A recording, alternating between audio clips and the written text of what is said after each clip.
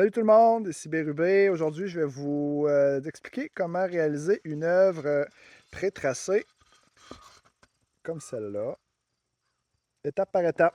C'est parti! Tout d'abord, on a besoin de notre matériel. Donc, bien évidemment, de la peinture, des pinceaux, mais aussi des éléments qui proviennent de la nature, là, comme dans mon cas, moi j'ai choisi d'utiliser des feuilles de cormier, comme ça. Donc, je vais en choisir une petite branche. J'en ai pas besoin de beaucoup. Tiens, ça va être suffisant. Donc, ça, on a aussi besoin d'éponges, de papier journal ou tout autre papier recyclé là, que vous pourrez utiliser pour protéger votre table ou votre espace de travail.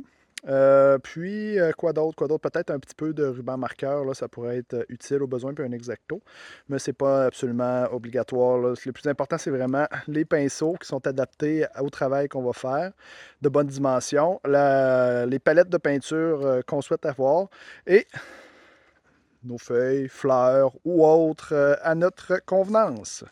Après commencer notre projet, on vient protéger notre espace de travail avec le papier recyclé. Par la suite, on place notre œuvre pré-tracée. On installe nos pinceaux, un pinceau large dans mon cas, puis un pinceau mince pour les détails.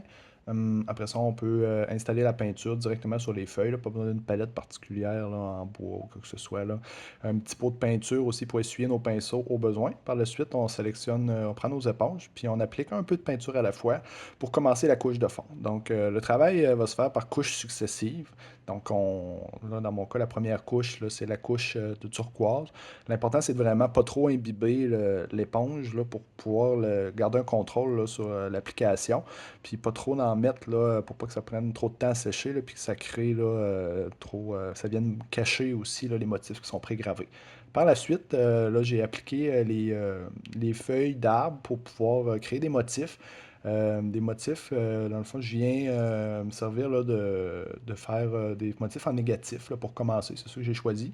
Donc, j'ai placé mes feuilles là, puis je viens combler le tour. Par la suite, j'applique la peinture directement sur les feuilles, puis je fais le contraire, là. Je viens me servir des feuilles pour faire des estampes que je place là, pour créer des motifs harmonieux autour du motif qui est déjà pré-tracé des oiseaux.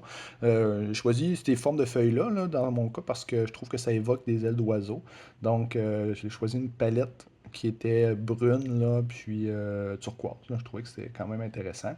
La prochaine étape, là, comme on voit, c'est de continuer, dans le fond, à peinturer en comblant là, les espaces qui sont pré-tracés. En commençant par la couche de fond, bien évidemment. Donc, la couche de fond, moi, j'ai choisi du blanc. Je trouvais que ça faisait quelque chose d'intéressant là, avec les autres couleurs que j'avais sélectionnées. Donc, je comble tout l'espace de mes oiseaux. On peut mettre deux couches au besoin. Puis, après ça, on est prêt là, à faire les lignes contours en suivant là, minutieusement les traits qui sont pré-tracés. Là. Donc, si vous faites bien attention, puis que vous suivez les lignes, là, vous allez arriver avec le résultat souhaité. Vous pouvez modifier puis personnaliser à votre goût, mais donc soyez assuré là, que si vous suivez le modèle là, qui est pré-tracé sur la planche, ça va donner un très beau résultat. Donc, moi, j'ai choisi une couleur noire. Euh, c'est ça, on prend le temps de bien remplir toutes les lignes, de ne pas hésiter aussi là, à repasser une deuxième fois si c'est nécessaire là, pour rajouter une deuxième couche là, si on voit que la couleur n'est pas uniforme ou si on a fait des petites erreurs. Là. Donc là, dans le blanc, là, malheureusement, j'aurais dû, dans ma couche de fond, faire la ligne contour là, pour le cercle. Je ne l'avais pas fait. Là. Donc je vais le faire à ce moment-là. Puis, j'y vais d'une façon là, minutieuse, encore une fois.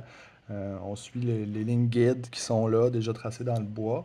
Hum, Donc là, on peut voir là, qu'il me resterait, dans le fond, des petits détails. Là. J'ai laissé sécher ma couche de fond, puis je viens appliquer des genres de lignes des petites décorations finales là, pour venir dire des petits détails, des lignes de mouvement, des lignes aussi qui viennent combler là, des petits détails comme les yeux, le bec, tout ça.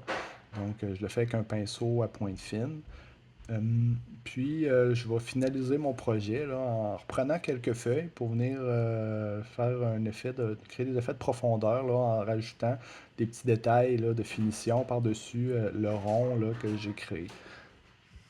Donc voilà, une fois qu'on a fait ça, bon, c'est vraiment à votre discrétion, là. Moi, j'ai décidé d'en rajouter un petit peu de noir, bon, pour venir. Et voilà, on a un œuvre finalement, une fois toutes ces étapes-là complétées, qui est finale, qu'on peut accrocher sur notre mur pour décorer ou offrir en cadeau à une personne chère. Donc j'espère que cette vidéo va vous aider dans vos projets présents et ceux futurs. Merci.